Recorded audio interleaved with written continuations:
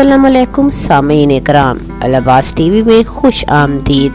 सामीन इकराम, आज हम सूरत आराफ की आयत 26 ता 32 का तर्जमा और तफसीर सुनाएंगे।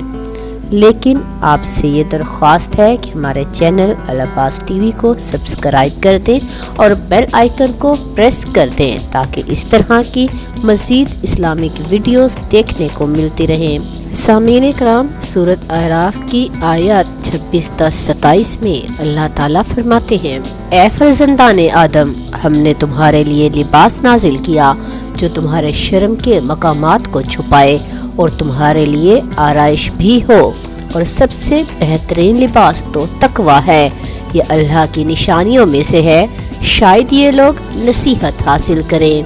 ए औलाद आदम, शैतान तुम्हें कहीं इस तरह न बहका दे जिस तरह तुम्हारे माँ बाप को जन्नत से निकलवाया और इन्हें बेलिबास किया ताकि इनके शर्म के मकामात इन्हें दिखाए। बेशक शैतान और इसके रुफ़क़ाए कार तुम्हें ऐसी जगह से देख रहे होते हैं जहाँ से इन्हें तुम नहीं देख सकते। हमने शयातीन को इन लोगों का आका बना दिया है जो ईमान नहीं लाते।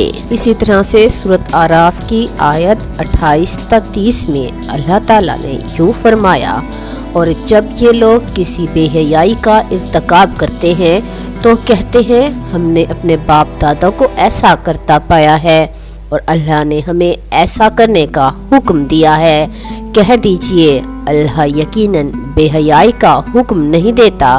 क्या तुम अल्लाह के बारे में ऐसी बातें करते हो जिनका तुम्हें इल्म ही नहीं? कह दीजिए मेरे रब ने मुझे इंसाफ का हुक्म दिया है और ये कि हर इबादत के वक्त तुम अपनी तवज्जो मरकूज रखो और इसके मुखलिस फरमाबरदार बनकर इसे पुकारो। जिस तरह इसने तुम्हें इब्तदा में पैदा किया है इसी तरह फिर पैदा हो जाओगे। अल्लाह ने एक ग्रोह को हिदायत दे दी है और दूसरे ग्रोह पर गुमराही पेवस्त हो चुकी है। इन लोगों ने अल्लाह को छोड़कर शयातीन को अपना आका बना लिया है और ये समझते हैं कि हिदायत याफ्ता हैं। सामीन कराम, इन आयात की तफसीर कुछ यूँ है कि शैतान इंसान को धोखा देने की मुकम्मल मनसूबा बंदी करता है और इसके गुज़श्ता आमाल को खूबसूरत दिखाता है। इसलिए जो इंसान नूर ईमान से बेबहरा हैं और अपने आबाओ इजदाद के रास्ते पर चलते हैं, आराम से गुनाह और नाफरमानी करते हैं, अगर इनसे कहा जाए कि क्यों ये काम करते हैं तो जवाब में कहते हैं ये राहो रविश हमारे गुज़श्तागार ने अंजाम दी थी, हम भी इनके तर्ज़ अमल पर चलेंगे। जबकि खुदा का हुक्म ये है कि इनकी ये बात बहुत अजीब है, गुनाह अंजाम देते हैं और इसे तेरी तरफ निस्बत देते हैं। अब अल्लाह ताला अपने नबी से चाहता है कि इनके साथ इस तरह बात करे। खुदा बुरे कामों का हुक्म नहीं देता क्योंकि तुम इस झूठ की निस्बत खुदा की तरफ देते हो। अगर हम जानना चाहते हैं कि ज़माना पैगम्बर अकरम सल्लल्लाहु अलैहि वसल्लम में शैतान के पैरोकार कौन से गुनाह अंजाम देते थे और इन्हें अल्लाह ताला की तरफ निस्बत देते थे, तो हमें चाहिए कि तारीख का मुताला करें। सामीन कराम, हजारों साल कबल मक्का में आबादी की कोई निशानी ना थी। एक खुश्क व बेयाबान दुर्रा था, कोई इसे ना पहचानता था।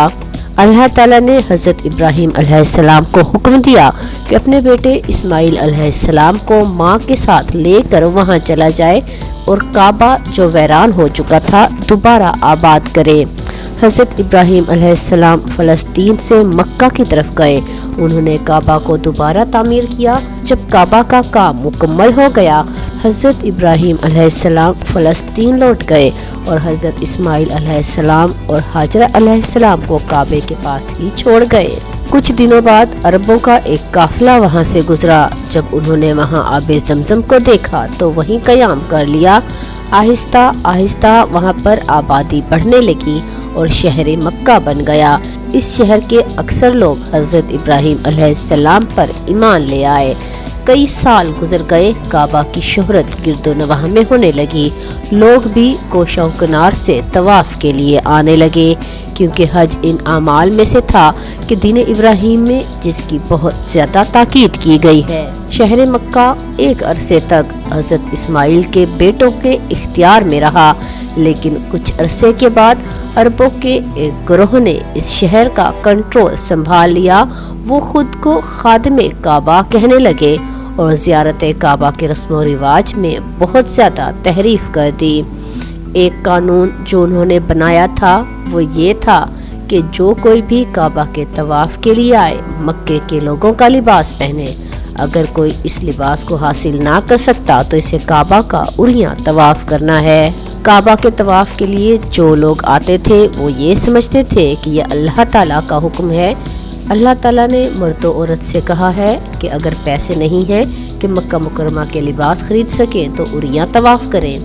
رہبران مکہ ان سے کہتے تھے تم نے اس لباس سے گناہ انجام دیے ہیں، اس لباس کے ساتھ طواف نہیں کر سکتے، یا ہمارا لباس فراہم کریں یا عریاں طواف کریں۔ سامعین کرام، اس دن سے پناہ کہ جب دین لوگوں کو دھوکہ دینے کا ذریعہ بن جائے۔ اللہ تعالیٰ تو ہم سے چاہتا ہے کہ عبادت کے وقت خوبصورت لباس سے تن کریں۔ اللہ تعالیٰ نے ہرگز برے کاموں کا حکم نہیں دیا، وہ تو خوبیوں اور اچھائیوں کا حکم دیتا ہے۔ اللہ تعالیٰ عدالت اور میانہ روی کی دعوت دیتا ہے۔ افراط و تفریط دونوں ٹھیک نہیں۔ ہماری زندگی کی بنیاد اعتدال پر ہونی چاہیے۔ ہمیں چاہیے کہ مسجد جو اللہ کا گھر ہے اس میں صرف اسی کو پکاریں اور تمام وجود کے ساتھ صرف اسی کی عبادت کریں اور ظاہری فریب سے دستبردار ہو جائیں، اپنے دین کو خالص کریں اور نہ بھولیں کہ اسی نے ہمیں خلق کیا ہے۔ ایک مرتبہ پھر روز قیامت ہمیں زندہ کرے گا اور حساب و کتاب کے ساتھ اس کی بارگاہ میں حاضر ہوں گے۔ اللہ تعالیٰ نے ہمیں حق کے انتخاب دیا ہے، ہمیں اپنا راستے کا خود انتخاب کرنا ہے۔ انسان کی دو اقسام ہیں، کچھ ایمان کے راستے کا انتخاب کرتے ہیں اور تیری ہدایت کی نعمت سے بہرہ مند ہوتے ہیں، جبکہ کچھ لوگ شیطان کی پیروی کرتے ہیں اور گمراہی میں گر جاتے ہیں، تو اللہ تعالیٰ انہیں ان کے حال پر چھوڑ دیتا ہے۔ وہ شیطان کو اپنا دوست بنا لیتے ہیں اور اس کے وسوسوں پر چلتے ہیں۔ شیطان ہر وقت ہر جگہ باطل کو حق اور برائیوں کو خوبصورت دکھاتا ہے۔